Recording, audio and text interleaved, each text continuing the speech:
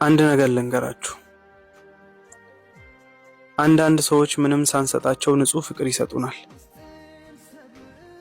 አንዳንድ ሰዎች ግን ሁሉን ነገር ሰጥተናቸው ህመምና ስቃይ ይሰጡናል። አንዳንዴ ጥፋታችን ብቻ ሳይሆን እላፊ መልካምነታችን እንደ ወንጀልና ኃጢአት እንድንቆጥረው ያደርጉናል።